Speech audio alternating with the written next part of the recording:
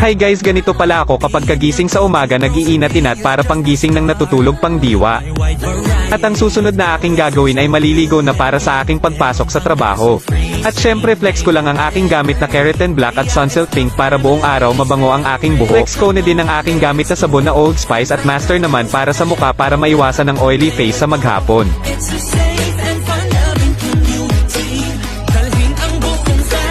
At pagtapos ko maligo ay nagbo-blower ako para mabilis matuyo ang aking buhok.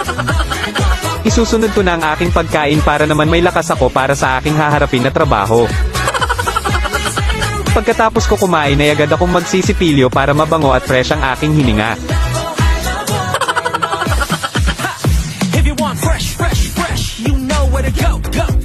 At ang pinakahuli sa lahat ay ang pagpapolvo at pabango sa